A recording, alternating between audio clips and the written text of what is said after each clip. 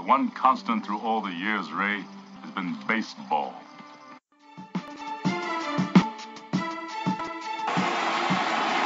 It hasn't happened at Fenway Park for 95 years. The Red Sox are world champions.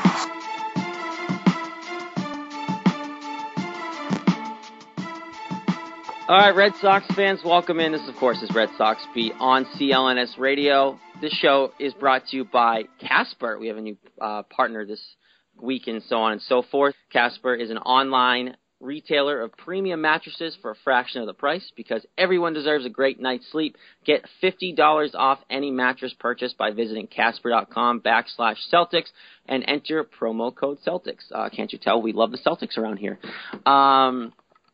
So, yeah, we'll get to the Reach results. I know we do that right off the bat usually, but we have a good guest this week in Phil A. Perry, special guest. So we want to get him on right away. Phil is from CSN, Comcast Sportsnet New England, up here in Boston. You can find him on Twitter at Phil A. Perry. I believe that's right, Phil. If I'm wrong, please correct me. That's great. You got it. Right on the dot there. Boom. I even remembered the A. Yeah, exactly. That's a lot of people usually probably the don't. tough part. That's the tough part right there. Before we do that, actually, do you want to explain to me why you have the A in your Twitter handle? Is it a middle initial? You know what? I actually share. So there's another Phil Perry out there who had. I thought I got on Twitter pretty early, way back in the day, a few years ago. I think it was probably 07 or 08. Tried to go after just Phil Perry, but I share a name with. I guess he's a relatively famous R&B singer, also named Phil Perry. And so he was all over that before I was, so I figured I'd just throw the middle initial there and roll. But yeah, Phil Perry, look him up on iTunes. He's a very soulful. You want to have go out on a romantic date or something. Love it. That's who you want to throw on. It's Phil Perry. There you go. Set the mood. Do you have any pipes on you? Do you have any relation to Phil Perry at all? I like to think I do, but I'm more of a like a Hootie and the Blowfish type of vocalist. It's nice. A little bit more. It's just kind of sad. It's probably out of tune most of the time. But I'm one to belt plenty of songs out in the car, no matter how long I'm riding. I say we all do that every once in a while. No shame there.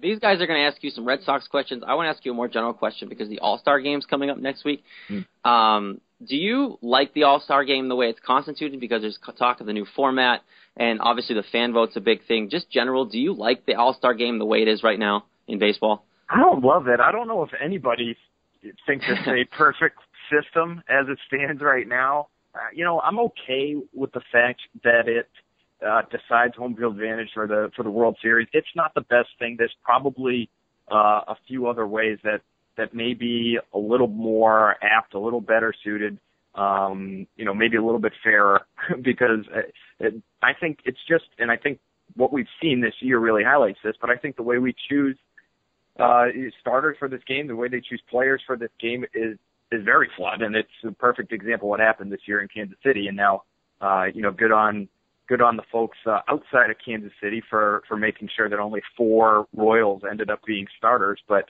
I think that's still a little high. I think there's a shortstop in Boston who has an argument to be made that he should not only be on the team but maybe even be starting this year, but he's not. So. I think the voting is a little bit flawed. I would say, I don't know how you do it because I know the league wants the fans involved. I doubt that part of it will ever change. But you would like to see the honest-to-goodness best players playing in this game when it does count for something. So I don't know how you get around that. I don't know if you give the votes to media people or if you give it, you give the starter votes to players and coaches, and maybe you let the fans vote in the guys that sit on the bench. That's my one issue with it is how these guys end up on the team. Now, I guess in the end, it's the point is kind of moot because it seems like there's 40 guys on each roster every year. So there's always a few snubs, but there's never that many because there's so many guys that get thrown in on the team. Yeah. But that's my issue is the voting process. So what do you guys think about it? How do you feel that, the way it shakes out right now? Ooh, reverse question. I like it. I hate fan voting personally. I think it's the worst. They just vote for who they like and not for who's the best. I think people should just line up that if you want to do a fan vote, then fans should just look at the numbers and say, oh, who has the best numbers at each position, who plays the best, and vote those people in instead of just voting all the same people from all the same teams. Yeah, I'm not a fan of the fan vote either. Yeah, it seems like it's just too easy now, especially when it's all online. I remember going to Fenway, when I was probably 8, 9, 10 years old. I don't even know when they would have switched this over, but, and you vote physically on the, you have to punch a hole, next to Cal Ripken Jr.'s name to vote for Cal Ripken Jr.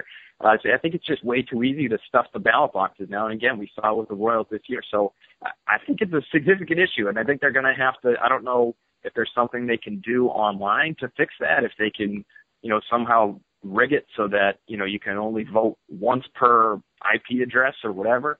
But you get like 35 votes per IP address right now. Right, yeah. So I mean, it just seems like it's not that fair. You're rewarding fans for being into the game and into their team, which is great. You want to promote that if you're baseball, but when you end up with a starting 9 of 8 Kansas City Royals versus the National League All-Stars, it doesn't look all that great. Yeah, definitely. So, Phil, let's move a little bit into Red Sox. I want to stick on the All-Star theme just for this one more question. But in terms of the Red Sox, I know you mentioned Xander Bogaerts briefly there in what you said, but who do you think should be on the Red Sox in the All-Star game, and who do you think will be on the team for the Red Sox? I think Bogaerts will get on. I think he is a pretty safe bet, and I think I don't know how the rosters are going to shake out in terms of how many, extra infielders they can carry, how many, shortstops they're going to bring on, because I think Jose Iglesias has an argument, too, to be made that he deserves to be on the team. But I think given what Xander Bogaerts has done this year at the plate and in the field, I don't know if enough credit has been given there. He has really improved from last year to this year defensively. A guy that I really feel like makes all the plays that he should make. And he surprises me every so often with a play that I don't think he can necessarily get to, because he is, he's a bigger guy for a shortstop, and he's not the most athletic. He's not the most, he's not the quickest guy. He's not Jose Iglesias, when it comes to his work in the field. And, we've heard for years, that's kind of why maybe talent evaluators, front office people aren't sure he's going to stick at shortstop forever, because he does have a big frame, and he may, continue to put on weight, even if it's good weight, as the future comes here, and he may have to move to third or into the outfield somewhere at some point. But he's been much better defensively in my eyes, and at the plate I feel like he's been great. I don't know if he's been everything that Red Sox fans hoped for when he kind of burst onto the scene during that that playoff run in 2013. The power hasn't necessarily been there with him, but I think everything, he's just been so much more consistent. And I think for a guy his age, he's still really, really young. He's got a lot of baseball left in his career. To show the consistency that he has this year is really encouraging. If you're the Red Sox, I think there's another guy that is sort of interesting to talk about, at least for an All-Star team or an All-Star nomination, and that's Clay Buchholz. And his record's not great. And his ERA isn't. It's not eye-popping. I think it's in the mid-3s right now, 3.3, somewhere around there. But he has been really good. He had one really bad start early in the season. I think it was against the Yankees. He only went like 3 innings, gave up 9 runs. But if you take that out, he's, we could do that with everybody in the league, I know. But if you take out that start, his ERA is all of a sudden down to the mid-2s. And again, his win-loss record isn't very good. But I think that speaks to the run support that he hasn't benefited from. They haven't really done in terms of offensively, they haven't done a lot for him. They haven't helped him out a whole lot this year. But especially recently, I think he's been, very safely one of the best pitchers in the American League. And, throws a complete game the other day. This looks like he looks like the guy we saw the first half a couple of years ago. And we're kind of getting to that mark in the season again this year, but it seems to be getting stronger. And I, read some comments of his recently where he said, I've just been trying to stick to the program, the strength and conditioning program, the nutrition program that that the team wants me to be on. This is me paraphrasing here, but this is essentially what he said. And, what do you know? I'm feeling stronger. It's like, okay, Clay, that's great. We're all happy for you, but what the heck have you been doing the last 8 years? Because that's been his issue. He hasn't been able to stay on the mound. And even, there have been times where he's kind of gutted it out, and I give him credit for that. But he's a guy who's a very good athlete and should be, he doesn't have issues putting on weight. He's just a naturally thin, wiry guy. And he's somebody who you would think would be able to throw a lot of innings every year, and he hasn't really done that. So maybe this is the year everything's kind of clicked for him health-wise. But he's another person. I don't think he'll get it because I don't know if people, maybe people around the league, I'm not giving them enough credit, but I'm not sure people really understand just how good he's been, especially lately. He's been a big part of, this mini resurgence that the Red Sox have had. We've been wondering all year who's going to be the ace of the staff, and he's been the closest thing to it. And I think he's not Pedro in his prime. He's not David Price. He's not, Justin Verlander from a couple of years ago, but he's right now the closest thing the Red Sox have to an ace. Definitely is.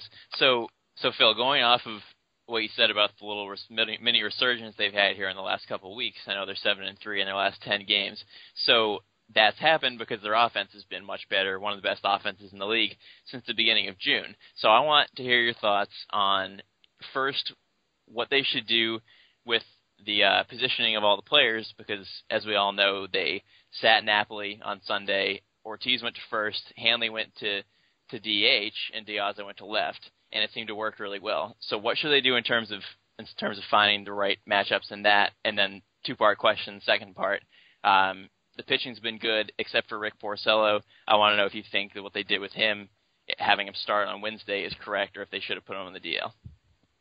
Yeah, I think just to go with the second question first, I would have sat Porcello. I would have put him on the DL. Obviously, whether he's hurt or not, I think the guy just needs a little bit of a break. I think it's something that the team has done with position players this year. I mean, you go back, they've rested guys, quote unquote rested guys, a handful of times. Pablo Sandoval, I know he essentially got benched a few weeks ago for the Instagram incident, but they've seen good results after resting guys, whether it's Sandoval, whether it's David Ortiz. I think even Napoli, he got a blow a few weeks ago. Came back. Obviously, it didn't last very long, but he was on base a few times the days following that little respite. So give the guy a break, in my opinion. Rick Porcello, he has to figure this out, because I don't think they're all of a sudden going to, demote him and try to get him figured out down there in Pawtucket. But this is a guy who needs to, if they're going to continue this little run that they're on, he has to give them something. He's given them absolutely nothing. He's been a human rally killer, momentum killer, whatever you want to call him. And he has to get things fixed if they're going to come anywhere close to contending for a playoff spot. Because if you look at the numbers, just the numbers of wins and losses, and how many games they have left, the math isn't all that tough. If who knows what the AL East is going to look like come September. But you figure they're going to have to win into the high 80s in terms of win total. 87, 88 games. And for them to do that, it's going to require that they tear off, just an insane clip of wins. They're going to have to, I think, doing the math out, you're looking at numbers like winning 5 out of every 8 games, which is kind of close to where they've been playing now. And I think we feel like, man, they've really been playing out of their heads. They're getting themselves back in it. For them to get to 88 wins, they're going to have to continue to do this essentially the rest of the season. I don't know how likely that is. It's why I'm not all that optimistic that they are going to all of a sudden make a push for the playoffs. You have to really rely on the rest of the division to kind of creep back to you. And you have plenty of games left in the division. It could happen. I'm not saying it's impossible. But in my mind, it's still unlikely because the pitching is just, it is what it is. This 2-game set they have here with the Marlins, I think, is a perfect example of, the kind of buzzsaw that they run themselves into by running out the guys that they're running out. You rip off a bunch of good games here. They've won 3 series in a row, and now all of a sudden you have Wade Miley and Rick Porcello back-to-back games in an interleague matchup against the Marlins, which you should win, but you just have no idea what you're going to get from these guys. So I would have rested Porcello. I think Stephen Wright, I know he's not a lockdown starter by any means, but and it's funny to say because he's a knuckleballer, but he's at least giving you some consistency when he's starting, and he'll at least give you, a handful of innings, whereas Porcello, who knows? And, last start may have been the aberration for him, but he can't just go out and give you 2 or 3 innings in a start. It just kills your bullpen going forward. So that is a very long answer to your second question. The first question is a really, it's quite a conundrum they've got themselves into here because Napoli has been so bad.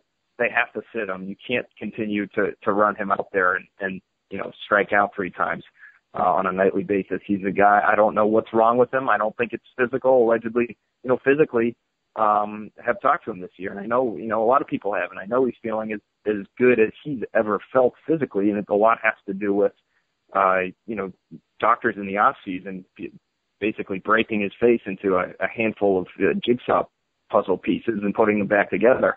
And he's sleeping a lot better, he's breathing better, and physically he feels good.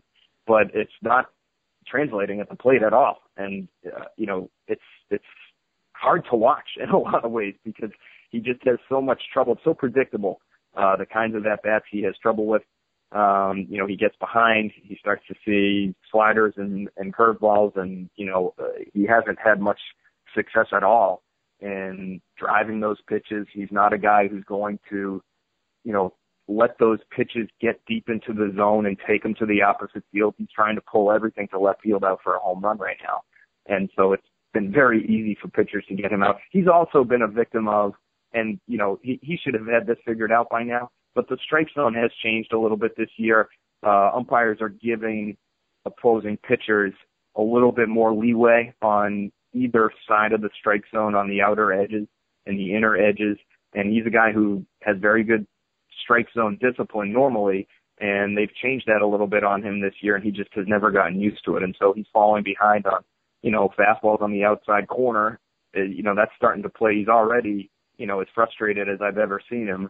And, we've seen it, the blow-ups at home plate with some of these umpires, and I think it all goes back to the strike zone, and it's just not where he thinks it should be. So you have to sit him. I don't think you can play David Ortiz at first base for long stretches of time. I'm fine with them trying him, 1 or 2 games, maybe in the next week here or there, see how he does. But they're going to have to figure something out there because, Dustin Pedroia is going to come back eventually here too.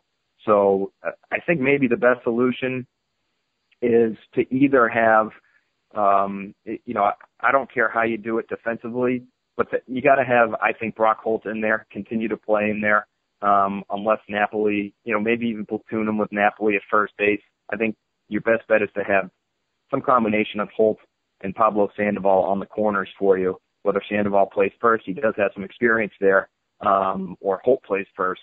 I think he's plenty athletic to do that. I think you need Holt in the lineup as much as possible. I don't think you should move Hanley Ramirez. He's been a disaster in left field, I know, but I don't think it's any better if you put him at first base. So I think I think maybe it turns into a little bit of a platoon at first with Holt and Napoli. Keep Sandoval at third. When Pedroia comes back, he goes to second. And, you hope Napoli can just come around because he's sort of the linchpin to this whole thing. I read, a few places today, maybe you trade him, but it just seems like you're selling way too low on a guy. This is as bad as he's ever been. To get rid of him now, you're not getting anything in return. And it might make your, construction of the lineup, if you're John Farrell, a little bit easier on a nightly basis if he's not there. But I wouldn't trade him right now. I would just hope he gets hot in the second half. And, if you're in a position to make a push, you're hoping that he's part of it. Yeah, absolutely. All right, Phil, going back to Porcello, if he has another terrible outing this week, what do you think John Farrell's going to do? Are we going to see Brian Johnson? Are we going to see Stephen Wright? Or what's going to happen? I would love to see Brian Johnson up here. He's a kid that I've watched through the minors, got a chance to talk to him last year and do a little story. I'm talking to a lot of scouts about him.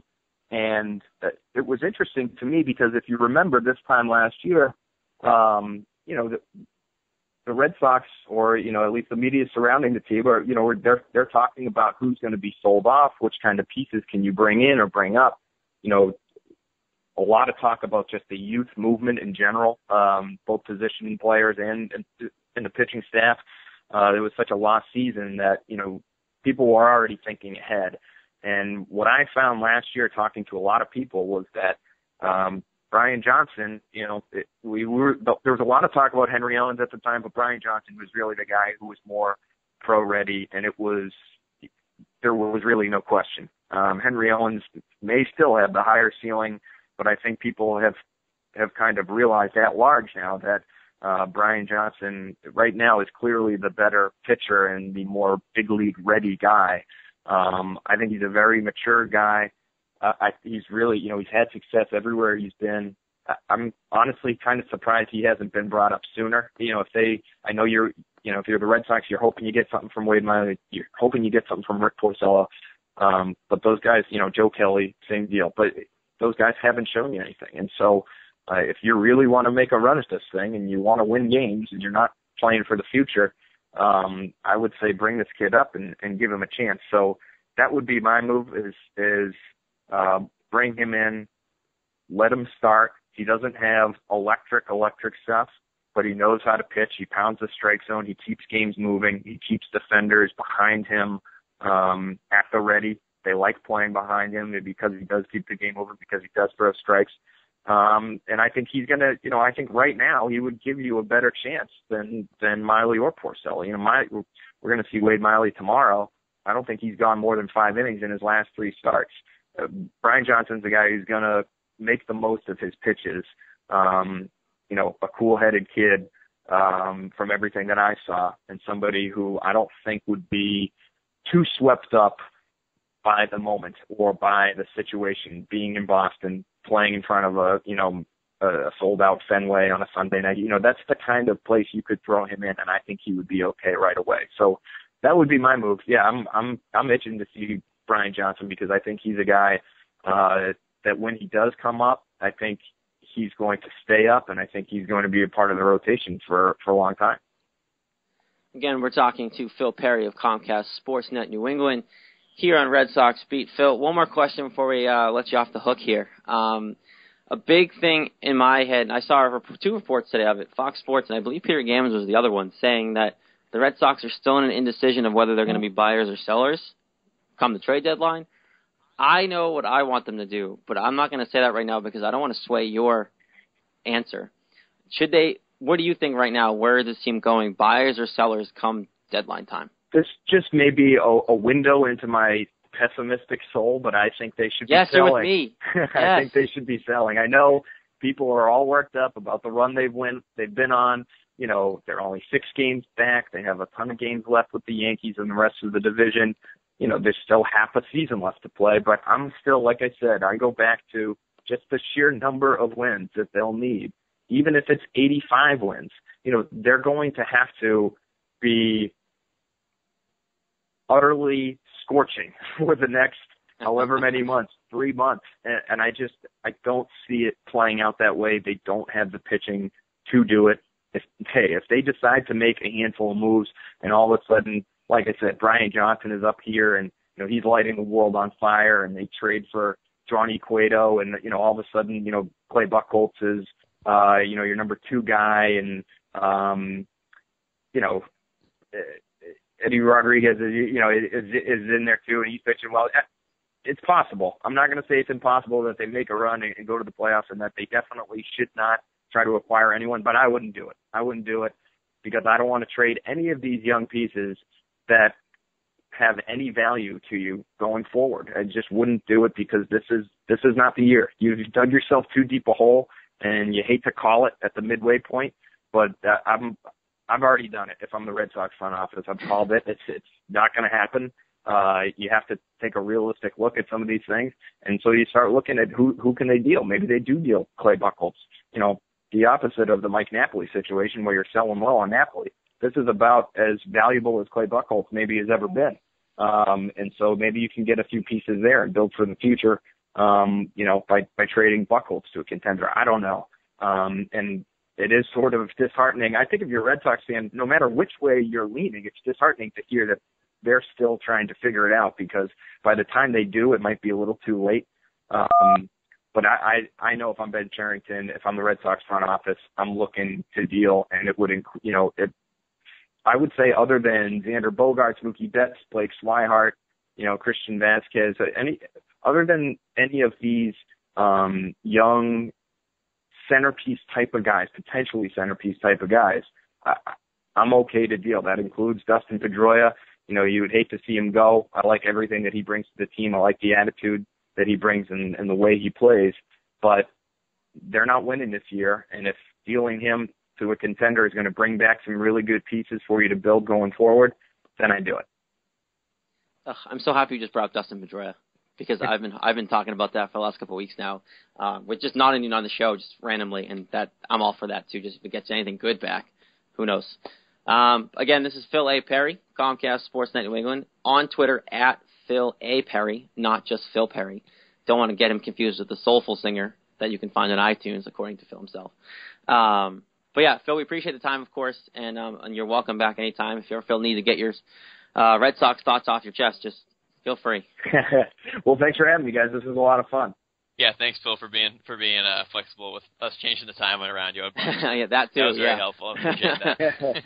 Hey, anytime. I'm probably going to go pour myself a glass of wine now and go listen to some Phil Perry. Go mellow out. Oh, quick, Phil, red or white? If you're going to have a glass of wine, I'm going to ask. I'm a red guy. I'm probably gonna have I got some leftover burgers here from 4th of July that I haven't cooked yet. I'll probably cook those up, have a little bit of wine, and just mellow out and just listen to my namesake just belt his heart out. Nice. All right. Well, we can hang out every time because you like burgers and red wine, so you're okay in my book, Phil. There you go. You can't beat it. All right, Phil. We appreciate it. Have a good one. Later, all right, Phil. guys. Thanks again. Take care. Thanks, Phil. All right. Again, Phil A. Perry, Comcast Sportsnet New England. Great guy, as you could probably tell by the childish banter and sweet soulness of his voice, not to mess him up with the lovely soul singer that shares the name with Phil A. Perry. Well, I have Phil Perry in one ear, Phil A. Perry in the other. Just go sing hand in hand. So much Phil Perry. I know. Phil A. Perry is brought to you by Reached app. Sports fans want to engage with your favorite CLNS personalities. Download the Reached app today for both iPhone and Android. Are you a fan of the Red Sox, Bruins, Celtics, or Patriots? Make your voice heard. Join your favorite show, and our host will ask questions. Maybe your answer will get heard on air. Download the Reached app at www.reachedapp.com/CLNS. Again, of course, that was Phil Perry here on Red Sox Beat on CLNS Radio. Jess, while I mention it, do you want to let us know the results of the Reached question before we keep going? Actually, it kind of goes along with what we talked a little about with Phil.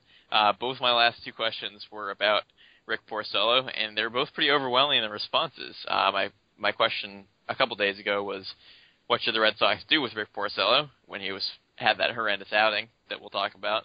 And I got 7 responses. 6 said put him on the DL with a fake injury, and 1 said skip his next start, which was me. None of that happened because he's making his next start, so everyone failed on that one, even though it's probably the wrong decision. And then my question from today was, will Ryan Hannigan catching make the difference for Rick Porcello? Gotten 6 responses, 4 no's, and 2 yeses. The 2 yeses were me and Lauren, actually, so we're different from everybody else. So a lot of negative people out there on Rick Porcello, not a lot of fans. I am one of them. Yeah, I know you are. How can you not be? Look how bad he's pitching. He's been terrible. We'll get to that later on, but that's off. Just off. All right. Well, that was a great interview. Just saying. Did a good job. Thank you.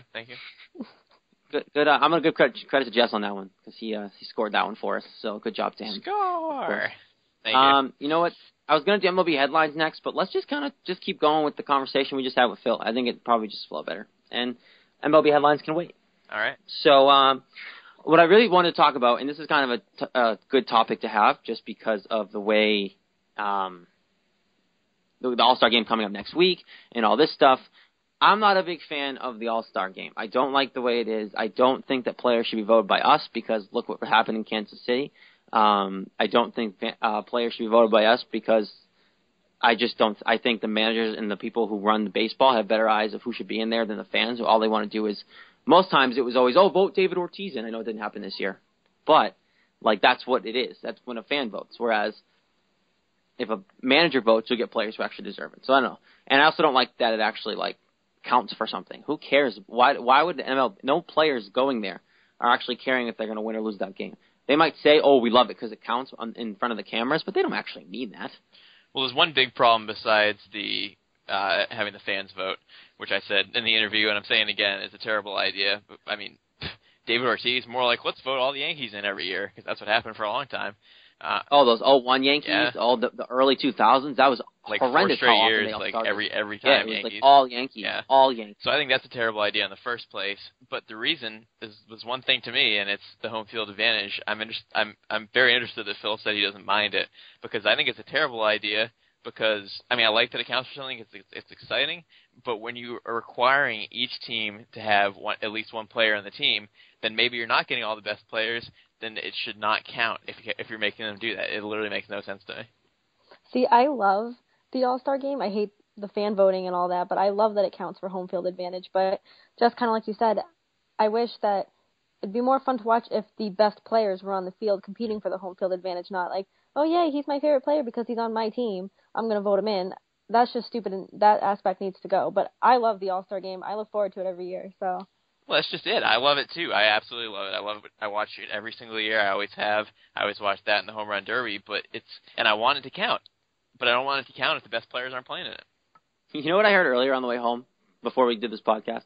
That some caller not one of the guys on sports radio, one of the callers said, we should base it off of a whole season rather than half a season and make them play it in spring training rather than in the middle of the summer, but still give them like 5 days off in the middle of the summer. Now, if I want to pick that call apart real quick, I'm okay with giving them days off in the middle of the summer, even if they don't have the All-Star game then, because it's a long season and they probably could use it. I'm also okay with them getting a full season versus half a season of numbers in play to count who's going to get in, because that might deteriorate some people from getting in if they had a hot first half and then suck the second half. But playing it in spring training, that is weird. Ridiculous, because, one, you have the World Baseball Classic every so often. That would conflict. You also have NHL and NBA, so who the heck would watch the exhibition All-Star game of Major League Baseball? Yeah, no. That's why people watch it, because there's really nothing else on at this time. People still don't watch it. Yep. Like, if you looked at a ratings of last year's All-Star game versus this year's, like, World Cup final, or even, like, World Cup quarterfinals from the women's team, World Cup probably won. Probably. And that's women's soccer in the United States, which isn't a big thing. I love it. I watch it, but it's not a big thing in this country. We all know that. And that's the decline of baseball. We don't need to get into that wholeheartedly, but I thought that caller was ridiculous when I was on the way home. And that was just insane. I do like the idea of it going to a full year of work, though, and not a half a year, but that'll never change, because baseball purists are too proud of what they've built to really change that. So that'll never happen. What else did he say here? Let's see. Xander should be on, which I agree with. We'll find out tonight on Monday, so we'll know next week, obviously, when we do the show. But he should get voted on as a reserve.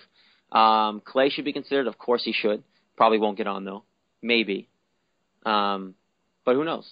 Those two. Do you guys think Clay has a chance to get in? I think he does. I mean, just look at his last month and a half. I mean, don't look at overall numbers, which a lot of people do, but which will probably be why he won't get it. But I think that if people really dig in deep and check out those numbers and see how he's done recently and how the team's done recently, it's pretty connected, and I think he's an all-star. Yeah, I think he has a chance, but I'm not going to be surprised if he doesn't get the nod to go. But Xander, absolutely, I think that's a no-brainer. He deserves to be on that team. If Xander doesn't get in, and Clay Buchholz did, like, because you know how you have to have, like, one rep to, like, represent your team? That's a rule thing. That's a thing. Mm-hmm. Like, if Clay Buchholz ended up being the one that goes and Xander doesn't, I'd be so mad I'd boycott baseball. Like, that'd be so stupid. Because Xander Bogaerts hasn't, like, had an 0-4 game that often since he got hot. Like, he's been breaking the crap out of the ball. His defense is so much better. If he doesn't get on at least the bench and play a couple innings, that's just ridiculous. I don't think it's possible for him to be. I don't think it would be possible for Clay to get it over him. No, I think it's Xander plus Clay if Clay gets it at all. All right, another thing we don't have to talk about everything he talked about, because that'd be the entire show. I took mad notes, other stuff. You did, and I appreciate it. And we can get to other stuff, like the stuff about the trade deadline. We'll reference him later on. It was good stuff though, because I agree they should be sellers. But glad Phil is pessimistic like I am. You heard that, Phil? He just booed you. I love but Phil, yeah, but no, no. okay. Yeah, Phil's a good dude. But I really wanted to talk about, because he talked about the whole lineup changing, which is what we're kind of in the middle of right now. And like you said, Jess, like when you brought up, when you asked him, they finally sat Napoli. It's about damn time. Let Ortiz play first, which I've been wanted for so long. Like, he's capable. He can still do it. I believe I saw that was the first time he played first base without being in a National League game since, like, 06. Yep. Is that right? Yeah, I think it's it's 06 or 05. I think it's 05. It was back Lars then. put it in his recap, but in his pregame notes. In the pregame notes, yeah. I think it was 2005. The biggest thing is then, what, like he said, like Phil said, what do you do with the first base position? Because, like, you can't, at 39 years old, you can't play David Ortiz every day at first base. Like, his body would be decrepit by the time August rolls around. You can't do it. But he can play still. Like, he can play a couple days at first, couple days DH, and if he needs a day off, give it to him once a week. Then Hanley can DH and get his rear end out of the field. So, what do you do with that? Because I do like the idea of Brock playing first base. He's done it before, and I think he's very capable. And I'm all for keeping Brock Holt in the lineup almost every day. Well, yeah, it's a tough situation because probably the best situation, I mean, Holt's so good at playing every position that it would probably be most beneficial for the team if he did that. So if Ortiz could, that would be ideal if Ortiz could play first every day, because then you wouldn't have to have Napoli. You could put Hanley at DH every single game and have Ortiz play first. But unfortunately, that's just not going to happen. It's not realistic, and there's no way it's going to happen. So we can't really think that way, even though that'd be ideal. So I guess, yeah, probably the best way would be to have Holt play first, because then he can still be in the lineup. I still wish Hanley could DH, but you obviously can't put Ortiz out of the lineup. So there's really no good way to do it. But I feel like But really, though, Jess, if you play Ortiz, say, 2 times a week at first base, that wouldn't be awful, and that means 2 times a week Hanley gets to DH. Yeah, I'd be all in favor of that. And think about it this way. It's not like they've been losing because, as much as I want to blame it on them, they haven't been losing because Hanley's in left field. So when help. they do, no, of course it doesn't help. But like maybe you make sure he only plays left field at home, and then if you're in a road trip, maybe once or twice. You know, like find a way around it that he's at least vulnerable as possible, and then let Ortiz play first the games that you need to have Hanley. Well, I don't know what you feel about this, Lauren, but I feel like Hanley's worse at home than he is on the road because he's terrible at the wall. I was going to say that wall, it gives him so much trouble, and I just don't know why he can't figure it out almost halfway through the season, where it's, I don't know, he just frustrates me so much in left field. I don't know. I don't even want to see him play. Yeah. I kind of want, okay, he needs to play, because look what he did with his bat. Absolutely. He wouldn't have won that game if he, like, I know you're going to get to it when you recap in a bit, Sarah Jess, but they wouldn't have won that game the other night if he didn't pop that ball over the homer. Barely even swung, but it went over the That's wall. why he has to be the DH, because I love watching him hit, but he can't. He's your DH. He's your DH once Ortiz retires. There's no question. That's why he's here. But yeah, no, I think Hanley is serviceable in left field here because I'd rather him deal with the wall than have to deal with him not hustle after a ball in a big outfield and turn what could be like a potential single into a triple because he won't run after the ball. That's why I want him to play mostly at home. I'd rather him deal with the wall. Yeah, I'd rather him deal with big outfields because I think running straight is better than trying to field a ball off But the wall. he's not going to run. He's not going to run though. But if he knows there's not a huge 28-foot wall in front of him, then he might be more willing to go after the ball. Yeah, you're thinking way too highly of him right now. He's not going to hustle. Even though he'll turn around and watch the ball come at him, but he's not going to off the wall. He's not going to hustle when he knows Mookie Betts is to his left. That's funny that you're saying I'm being hopeful about him, considering I've been talking about how I don't want to see him in the field. This guy. Oh man. All right. Well, we'll get to more Red Sox stuff in a bit because it'll come up in the recap. But I do want to get to the fantasy segment I like to do it in the middle of the show. It's kind of a nice breaker. So we're going to get to it. DraftKings is a sponsor again. We got them back here leading up to the British Open. So we're going to do our fantasy as always. I'll lead off this week just because my name's on the top there, so I'm just going to read it. But and then we'll go Jess and Lauren. We'll do it that way. My first one is going to be Alejandro De Aza, of course, your Boston Red Sox, because in 26 games since signing with the Red Sox, he's hitting .317 with 3 homers and a stolen base. And you've seen him come up in the clutch whenever he's in the game. He at least gets a hit. He's like you said, he's a threat to steal the bases, and he's been coming in of late. And I believe, unless John Farrell's stupid, Jess, thanks for fixing my typo there in the document. I believe that he is going to get some time, and he shouldn't be out of the lineup. So he's going to be playing as much as he possibly can. So I would definitely go out there and get De Aza, and I'm pretty sure I saw he was only owned in like 15% of leagues on ESPN. Yeah, it's a good pick. I mean, you love your Red Sox. You always. I try to sneak one in. You do. It's so funny. I try to sneak one in. You know, a lot of them are sleepers when they're playing well. And okay, if we weren't a Red Sox beat podcast, he wouldn't be a good fantasy pickup. No, he'd be a great fantasy pickup either way, Jess. Right. No, I'm all in favor of it. I like it. My first guy is not in the Red Sox, but he's on the White Sox.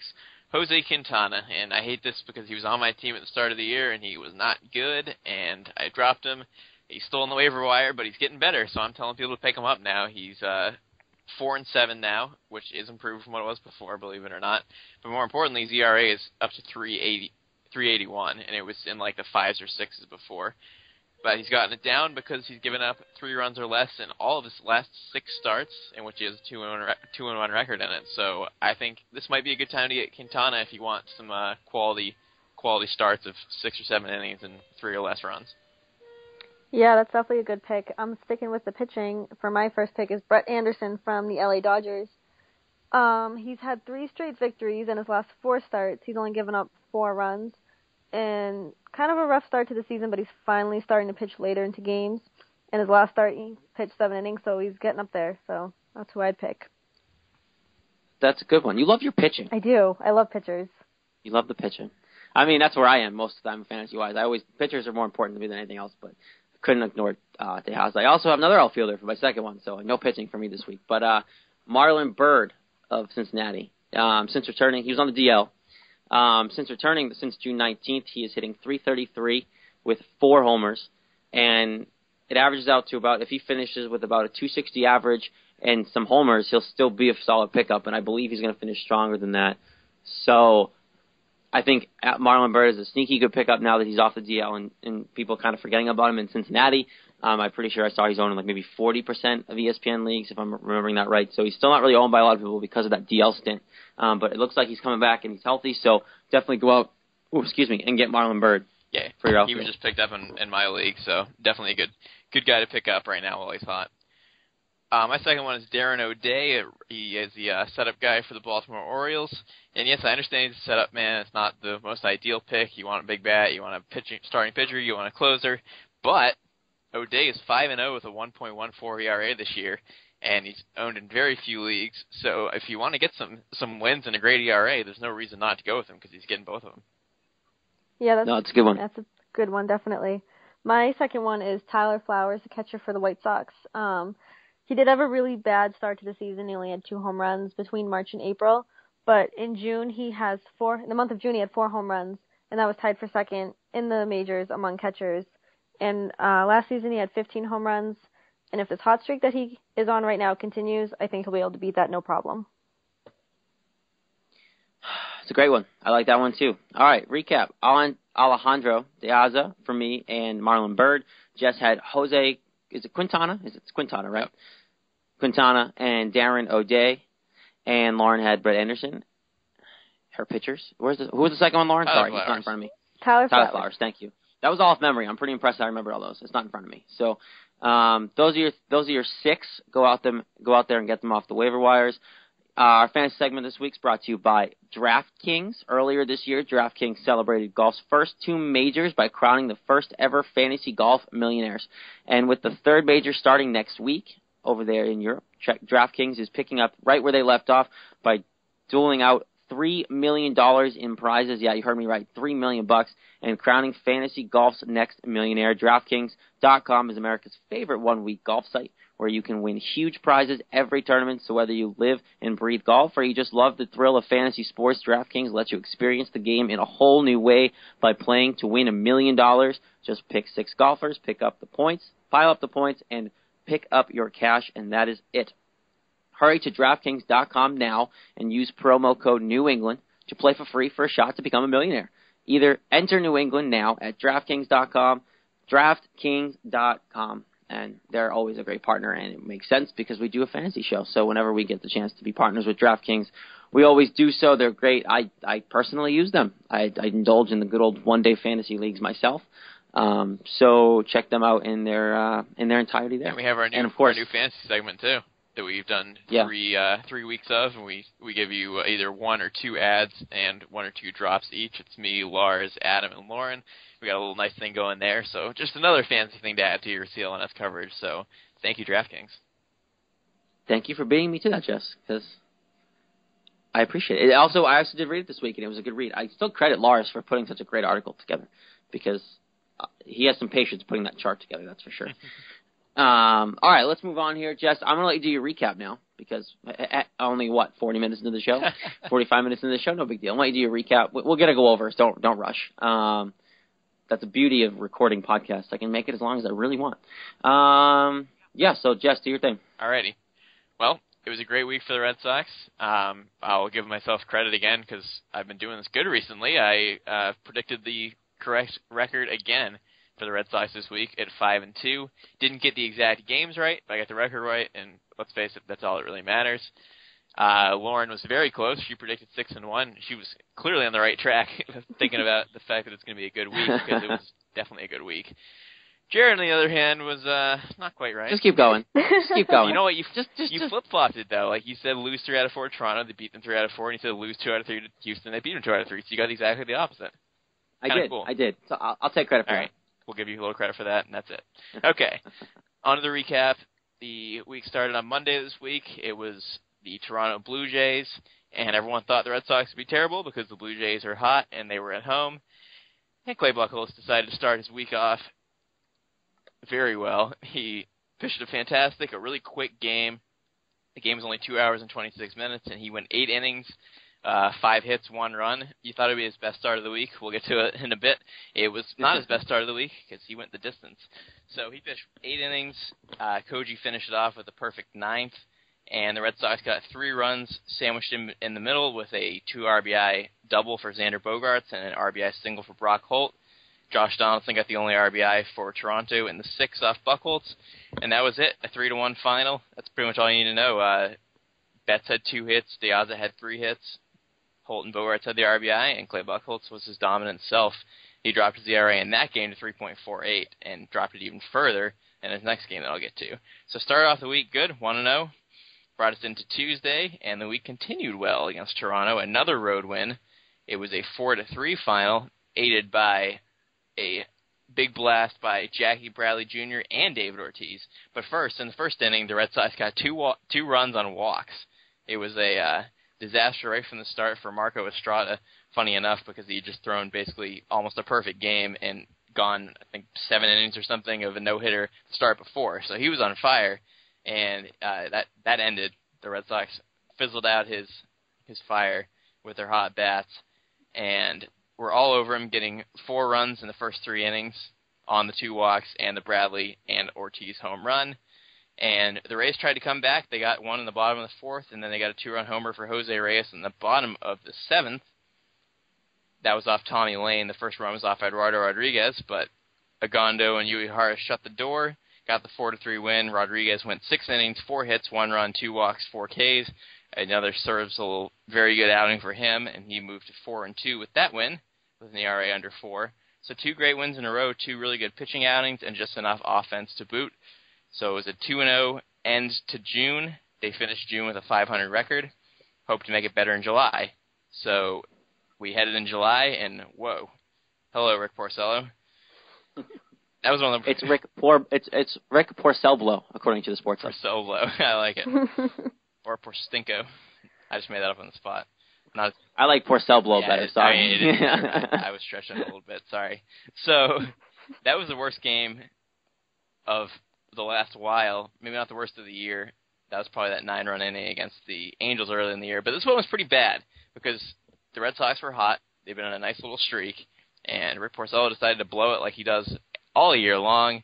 He's been terrible. And this one got out of hand very fast. There was little runs in the first 2 games. This one had as much as you could handle. Edwin Encarnacion hit a 3-run homer in the first, followed by a Justin Smoke 2-run homer, following a Russell Martin hit by pitch. And it was 5-0 after 1 inning. Terrible. If that wasn't bad enough, Jose Bautista hit a 2-run homer in the bottom of the 2nd, and it was 7-0. And after getting 1 more out, no, never mind, he didn't even get an out. That was it for Porcello. 2 innings, 7 hits, 7 runs, and his night was complete. Robbie Ross came in and gave up another home run to Smoke, and it was 8-0. And that's about all you need to know. Betts hit a home run in the 8th inning, but another home run for Josh Donaldson made it 11-2. that was your final, and a good pitcher for the Blue Jays, Mark Burley, actually knows how to hold a lead, and he held the lead fantastic. He worked quick as he usually does. The game was over in 2 hours and 19 minutes, and Burley got the win, giving up 1 run in 7 innings, and the pitching was just god-awful, and they had to pitch a lot of extra innings because Porcello only went 2. So, first 2 wins, great. That game was garbage. But the Red Sox kind of flipped the script on Toronto and decided to go wild on them in the 4th game of the series on Thursday, and they went real wild. They did even better than Toronto did in Game 3. The Red Sox scored 8 runs in the first inning off of rookie Matt Boyd for Toronto, who did not even record 1 out. Not even 1. Couldn't even get 1 singular out. It was bad. It was fun to watch, but it was bad. Oh, it was great. He gave up 6 hits and 7 runs in no innings. Let me tell you how it went. I'm just going to give you the whole rundown of the first inning because it was nuts. Mookie Betts single, Buchholz single, Xander Bogaerts RBI single, David Ortiz 3-run bomb, Hanley Ramirez back-to-back home run with Ortiz solo home run. That was 5-0 at that point. If that wasn't bad enough, Pablo Sandoval single, second on a wild pitch, Mike Napoli walk. There goes Boyd. He's out of the game. But add more runs on his total, Alejandro De Aza with a 2 RBI triple to left center field. That made it 7-0, and that was Boyd's game, 7 runs. Finally got an out. Ryan Hannigan popped out, the first out of the inning. But Mookie Betts came right back with an RBI single to make it 8-0. And they got 2 more guys. 1 more guy on. Brock Holt reached on an infield single, but the ball hit Mookie Betts, so he was out. And then Bogaerts finished the inning with the ground out. So 8-0 after 1. Pretty dominant. Best inning of the season, most runs they've scored in an inning, and really important to get after that garbage game on Wednesday with Rick Porcello. So it wasn't safe, though, because Toronto got a 4 back in the second inning off Wade Miley. He could not hold the lead. He was walking everybody left and right and pitched one of his worst games of the year. He's been pretty solid so far, but this one was garbage. He gave up 4 runs in the second. It was 8-4, but the Red Sox in the 7th inning made sure that they weren't going to lose this game. They got 3 runs in the 7th. It made it 11-4. Made it 12-4 in the 8th. Toronto got back-to-back dingers off Craig Breslow in the bottom of the 9th, Russell Martin, Danny Valencia to make it 12-6, but it was not nearly enough. The Blue Jays went through 8 pitchers in this game, including their starter. That's what happens when your starter goes 0 innings. Wade Miley did get the win. That was woof. Yeah, real woof. I don't want to be a Blue Jays fan this weekend. That's all I'm saying. No. But yeah, Wade Miley, 7 walks, 7 hits. He was very fortunate to only give up 4 runs. He did get the win, and ultimately that's what matters. And the Red Sox won 3 out of 4 from Toronto with that 12-6 win, climbed back in that division. So we head into the weekend with the best team in the AL at the time, the Houston Astros. And it turned out to be good, but the first game was one of the strangest games I've seen in a while. I recapped it, so I watched every second of it, and boy, was it back and forth. It was an insane game. The Red Sox got up first, 2-0 lead in the second inning. Hanley Ramirez hit a home run. Mookie Betts got an RBI single, but that lead wouldn't last very long as the Astros roughed up Justin Masterson in the 4th inning to the tune of 5 runs, and that was his outing. Couldn't even get out of the 4th inning, and it turned out to be his last start as he is going to pitch in the bullpen for a while now. So he sunk it up. Red Sox were down 5-2, but it was okay because the Red Sox got 3 runs back in the bottom of the 5th. Ortiz RBI single, Hanley Ramirez fielder's choice. They scored a run, and Pablo Sandoval RBI single to tie it up at 5. But the bullpen could not hold it as Jose Altuve had a 2 RBI single in the 7th to make it 7-5. But the Red Sox came right back and tied it at 7 in the bottom of the 7th. Sandoval again and Alejandro De Aza driving on the runs. And then Carlos Correa, after the Red Sox clawed and fought in the bottom of the 7th inning, a long inning to get back into it. And then Correa hit a first pitch home run in the 8th inning to make it 8-7. That one also was... Love Carrera. Love that kid. Oh, he's going to be so good. That was off Breslow again. Breslow just couldn't buy it out in this series. Or in not the series, the whole week, really. Okay, he sucks. I'm sorry. He needs to be off this team. Yeah, he used to be good. I do not like Craig Breslow. He's gone. Well, I mean, you notice Tommy Lane kind of took over for him as the lefty reliever because Breslow kind of fell off the map. So he's definitely on his way down and out, but he's still here for now. So he gave up the lead. Ortiz tied it in the bottom of the 8th with a RBI double, which is interesting because Mookie Betts got thrown out at 3rd on an ill-advised steal, as John Farrell called it. It was a bad steal. He wasn't even close. Shouldn't have got thrown out when he's already in scoring position. But somehow, Xander Bogaerts and David Ortiz made a run happen regardless, and they tied it at 8. It was unfortunate, though, because they could have taken the lead if Betts didn't get thrown out, unfortunately. And as it turned out, that would be bad because John Farrell brought in Noe Ramirez in the 10th inning, bringing a rookie pitcher to make his Major League debut in a tie game at 8 in the 10th inning. And he, I don't want to say stunk it up because he didn't really look that bad, but bad defense behind him and just the wrong situation at the wrong time. Manager of the year right there. Manager of the year. Yeah, that was right that there. was a terrible decision. Winning decision. I support it 0%. Yeah, I wasn't a fan either. And the Stros got 4 runs in the 10th, and that would be it. They won 12-8 and in the 4-hour and 23-minute game. But fortunately, the Red Sox have Clay Buchholz to wipe out any bad memories from that game on Saturday. Came right back in the afternoon, and Clay pitched a complete game, 1 run, almost shutout. He was 1 strike away from getting a shutout. He did not get it, unfortunately, but he still came away with a complete game, 6 hit, 1 run, 8 strikeout, no walks. He was completely dominant. His ERA is down to 3.27, which is remarkable for what he was earlier in the year. Trade him. Trade him now. Yep. Well, do it. I know Lars is going to be writing an article on Buchholz and if they should trade him or not, so I'm interested to see what he puts together with that. Trade him. In that game, it was the Mookie Betts and Xander Bogaerts show on offense. Bogaerts had 2 hits and 2 RBI, and Betts had 2 hits and 3 RBI. They accounted for 5 of the 6 runs, and Buchholz needed only 2 to win that game. So that was a good feel-good moment for the team to get back into the winning ways, and they continued it on yesterday, if you're listening on Monday. It was a Hanley Ramirez blast in the bottom of the 7th inning that gave them the lead and eventually the win. But earlier in the game, it was Ryan Hannigan. He got an RBI single in the 2nd and an RBI single in the 6th. He was 3 for 3, and he gave them a 1-0 and 3-1 lead. They kept Houston down until Alexi Gondo gave up back-to-back home runs to Carlos Correa and Evan Gattis in the 7th. It was the first lead for Houston, a 4-3 lead, and it's unfortunate for Gondo because he had pitched 13 in a couple, I think it was 13 and a third scoreless innings. He hadn't given up a run in a month, but he did pretty poor in this one, relieving Eduardo Rodriguez, who pitched a good 5-inning, 1-run game. Same for Lance McCullers for Houston, another rookie as well. He pitched 5 innings, gave up 1 run as well.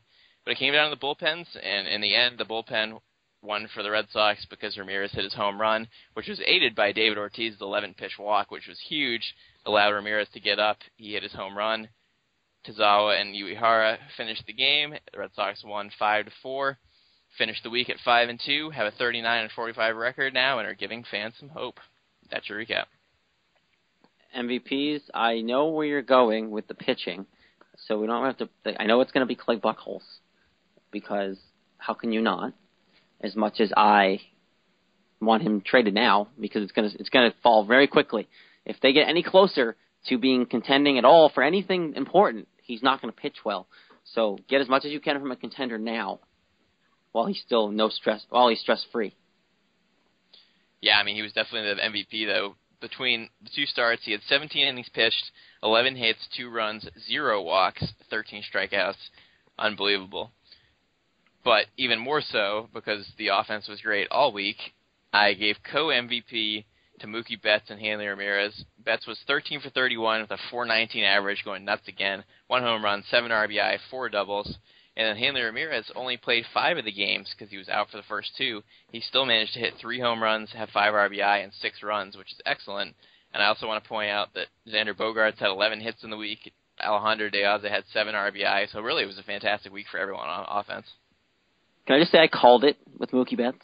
Just called it. He's been out of this world. You called him, was it last week, that he was going to have a breakout week, and he did, and now he's just feeding off that. You guys thought Mike Napoli was going to be good. I wanted him to be good. So did I. I think we all want him to be good. Maybe we should just go and reverse the surgery and make him sleep like crap. Maybe that'll help him. Maybe he's sleeping too much. Yeah, he might be. Apparently he's too rested. Maybe he's seeing the ball too well, and he's second guessing where he's hitting the ball. I don't know, but that guy needs to stop playing. And thankfully they decided to change it up. There's your recap, of course, by Jess every week here on Red Sox Beat on CLNS Radio. One thing I want to talk about, guys, is the kind of because Jess brought it up and how bad he was in his start, was Porcello and that whole situation. And we did talk about it with Phil earlier in the show as well from CSN, Phil Perry. Why is he starting on Wednesday? If you're listening to this after the podcast, you know how bad he did. We don't know yet. But his next start shouldn't be him, and it should be Brian Johnson or even Stephen Wright. Someone that's not named Rick Porcello should be starting on Wednesday against the Marlins, and yet he's still starting. And the reason the Red Sox are giving us is, Ryan Hannigan saw something, and now that he's catching again, all's forgiven, and he'll be better. Well, I don't know how. Like what? Excuse me? I don't know how I feel about that, but, I mean, I think I'm a big believer in that catchers can have an impact on the pitchers, and maybe Ryan Hannigan did see something while he was out that he wasn't doing right or that he thinks can correct him. I don't think he's going to turn around and pitch 8 innings and strike out 12. I mean, good, he can fix him over the All-Star break when he's not pitching. Fix it before he gets on the mound. Don't let him fix it in the game. No, I agree, but we also talked about last week how this Farrell is, one more start kind of guy. He did it with Joe Kelly for months. So maybe I don't know. I mean, maybe after the All-Star break he'll be miraculously injured, but I don't know. Ryan Hannigan isn't Jason Varitek, 1. So I hate they're giving all the credit to Hannigan here. And 2, why didn't they see this? Why didn't the former pitching coach, who we all praise for being a good pitching coach, John Farrell, and Carl Willis, who has been phenomenal with this pitching staff since he took over, why didn't they see something that Ryan Hannigan's happened to see? Hannigan's been around the team. It's not like he hasn't been there. Yeah, that part's weird. You think that he would have said something if he really knew something. But I don't know. I have mixed feelings on it because I see why they want to give him another start just to see if he can break out of his funk and go into the All-Star break positively, see if Hannigan can make a difference. On the flip side, if he does bad, it's going to make it even worse, and it would have just made more sense to just give him some rest and then have him come back after the All-Star break. That's what they should have done probably. I can see why they are pitching him, but I don't necessarily agree with it. The only upside is because he's playing the Marlins. I wouldn't be surprised if he did really well. That's what I'm saying. Like, if Hannigan really saw something and it's just something that he just noticed, and Hannigan's behind the plate, which it sounds like he's going to be, and they're playing the Marlins without Giancarlo Stanton, he could maybe bet like six innings. That's what I'm hoping for. Give me like 6 good innings, and maybe you figure something out. That's what I'm hoping. That'd be a nice turnaround. But would he really figure something out against the Marlins? Like, if he has a good outing, can we really be like, here he comes, because it's Marlins? Maybe if he goes 9. Maybe if he goes like 9 with like 1 hit. But I mean, if he like lights them up, then maybe he figured something out. But we need sample size. He needs to pitch well in like 3 or 4 straight games, not 1. Which he hasn't. He's the reason why I'm putting it more on him than Miley. The reason why this team can't get on a run. They win 3 games, can't get. Miley's been way better than Porcello. Better. I mean, he hasn't been okay, and he still hasn't been that great, which is telling you something. Well, yeah, Porcello's one of the best. Miley hasn't been pitching that well either. Porcello's one of the worst pitchers in the league. He's second to last in ERA. His opponent average is horrendous. It's like 300 or like 320 or something. He's just literally terrible in every category. But we are giving him one more start. Absolutely. At least one more. And unfortunately, he can't go to the minors like Joe Kelly can, so we're stuck with him. And we just signed him to make him a $20 million pitcher a year. So we're stuck with him. Starting next year. Oh, yeah, but you're putting that name tag. I'm putting that price tag on him now. If he's making it next year, but they think of him as a $20 million a year pitcher, which makes me feel like I'm looking at him as a $20 million a year pitcher. He shouldn't be pitching like this for $20 million a year. I wish I could be that bad at my job and get paid $20 million. Right? I wish I could just sit there and just do nothing all day. Like, here's $20 million. Lauren, have a good day. Lauren, that was the quote of the show right there. I wish I could get $20 million to not do my job. Yeah. Nice. Not just not to do your job, to suck at it, like horrendously. Right. He's the worst. Like you just said, that he's the worst in the league statistically. Yet he is making $20 million a year. It's unreal. To be one of the worst pitchers in the league. It's not right. Fun. It's not fun to watch. All right, let's move on here. Let's get to a little MLB headlines. A little late in the show. We're gonna get to them now anyway, just because there's still stuff going on. First, All-Star Game starters were announced. 4 Royals are becoming starters, which is great because I thought it was gonna be 9. So only 4 Royals. Of course, no Sox are getting to start because that's not gonna happen. And like we talked about earlier, Xander should get in as well. Maybe play Buchholz. Steven Strasburg of your Washington Nationals is back on the disabled list with a strained oblique. So who knows how long he'll be out with that one. That fragile young man he can't stay healthy, man. If only he stayed healthy, the career that guy would have had. Home Run Derby is a new format, bracket style with timed rounds. We're going to talk about that this week. We can maybe break down a little bit. But Not fun. They're going to time everything.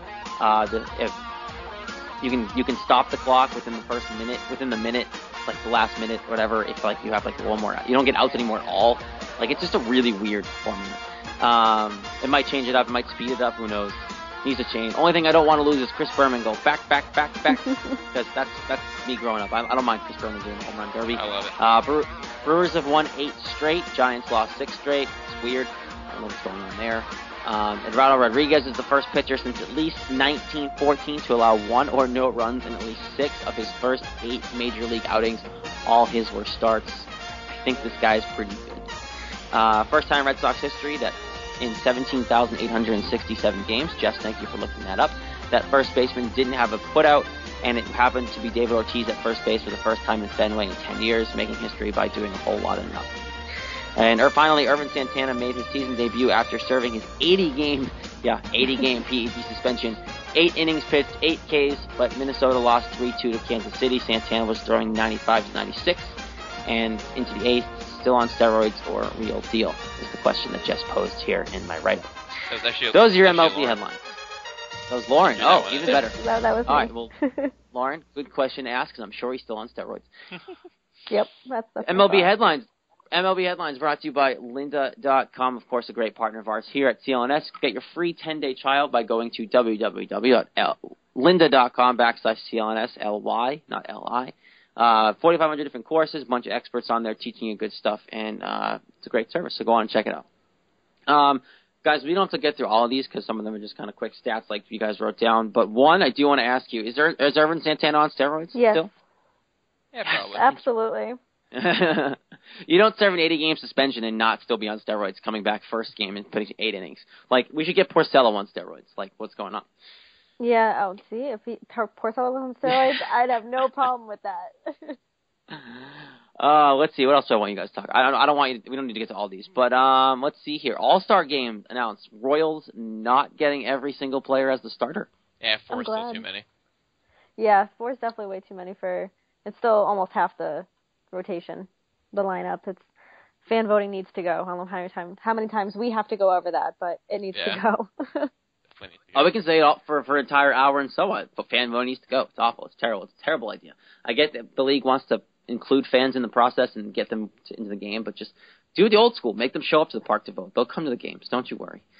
And I want to talk about the home run derby new format. Do you guys like it? Dislike it? Stupid. Yeah, I'm not a huge fan of that.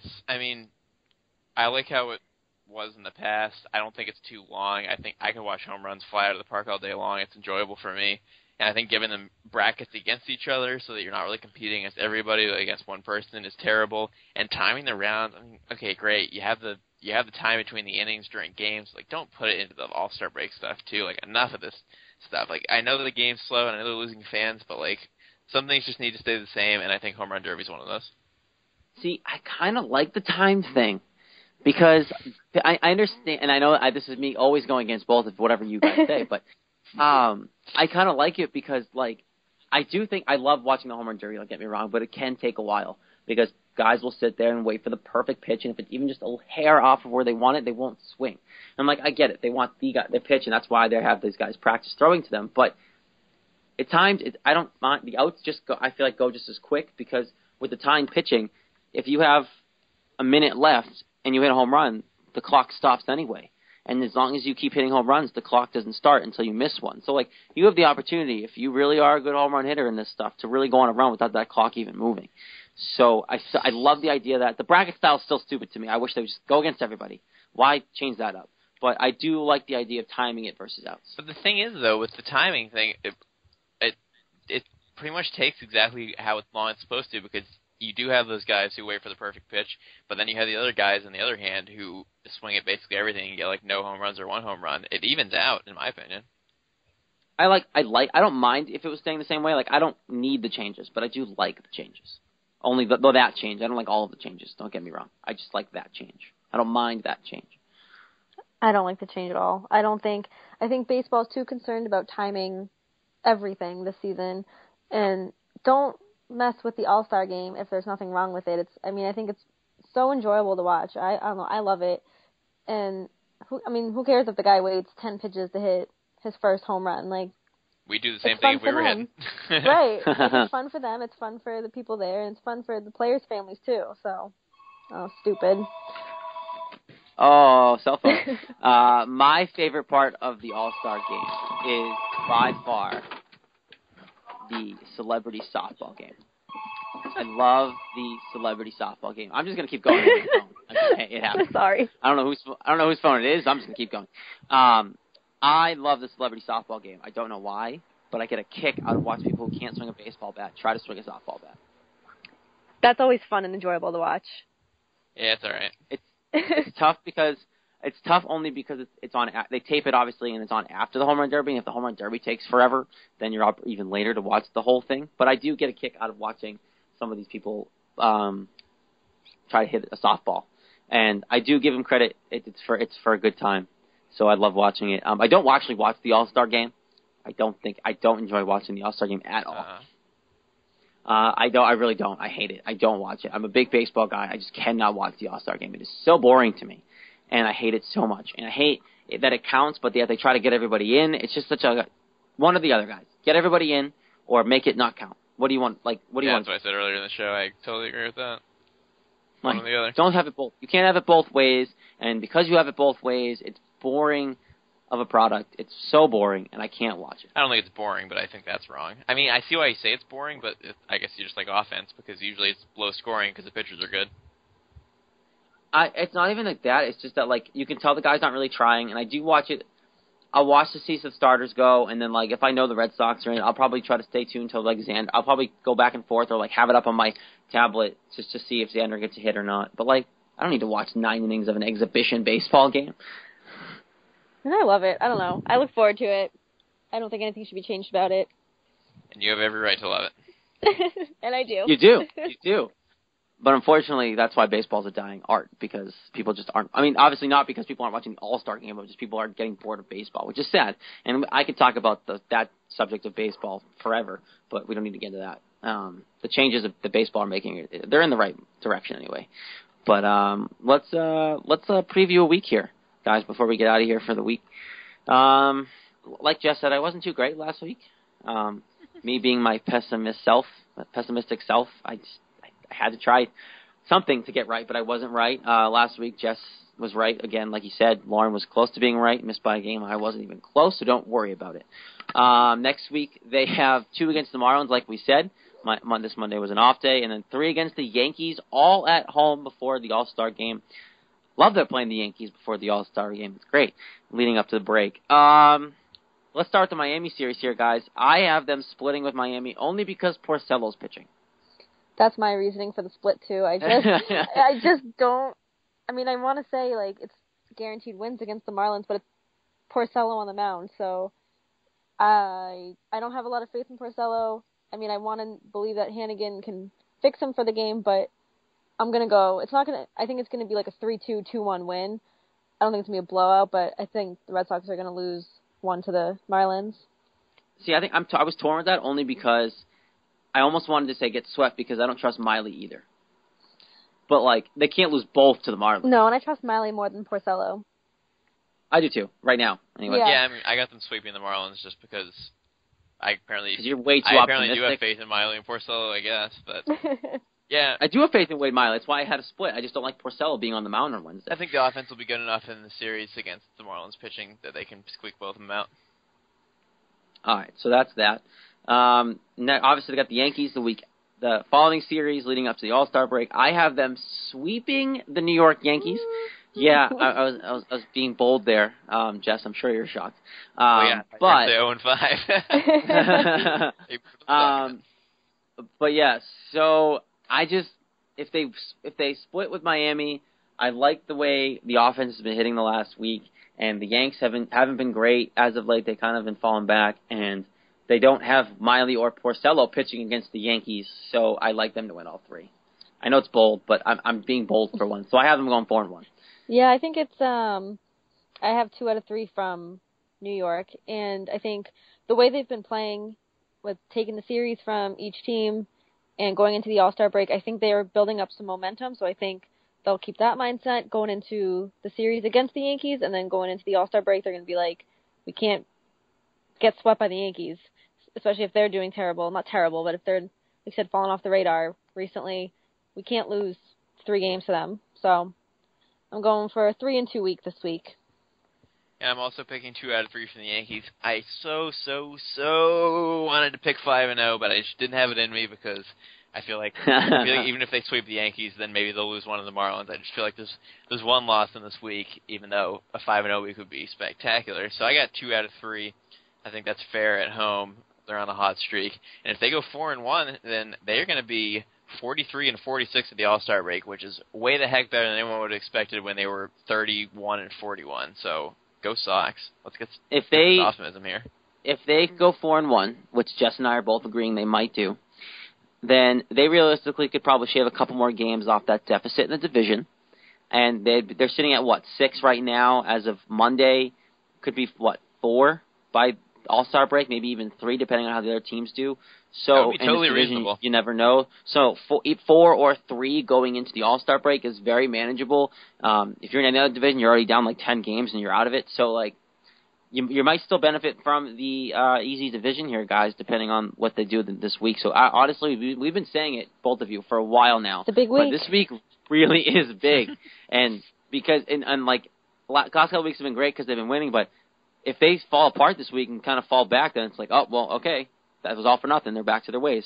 But if they can really go 4-1, or even 3-2, to be honest, getting 3 wins this week might still drop a game or 2 off of that deficit, depending on the rest of the division. So they definitely need to win at least 3, and preferably 4 and 5 if they want to go crazy. But that's the thing with this division. Like you said, no one would be giving them any chance if they were in pretty much any other division. But this one, they have a chance, and Phil called them sellers at the deadline, but I think if you're this close with this much season left, I think you got to be buyers because you're pretty close.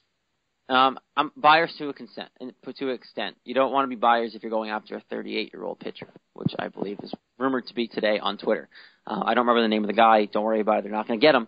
But I know that that's something they were considering, apparently, and that's not okay. Don't bring in a 38-year-old guy just because you think you're close. Don't mortgage your future for this crap of a year. Because even if you make the playoffs somehow, you're not going anywhere.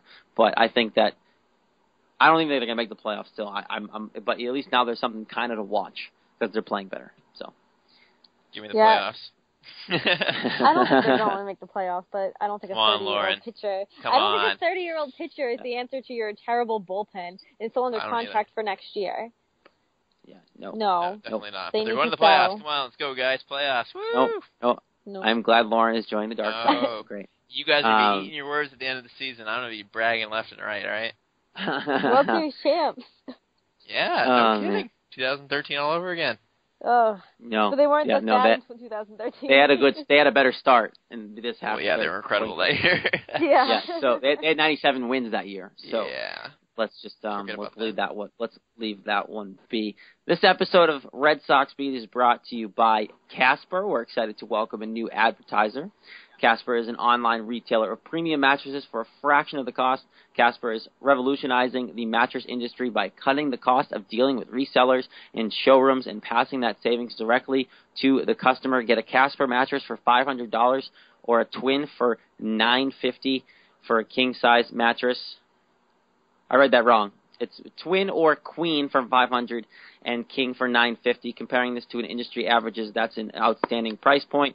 And you can save an additional $50 as one of our audience members by going to Casper.com/Celtics and entering the promo code Celtics. That's, again, Casper.com/Celtics and promo code Celtics. Again, we love the Celtics here.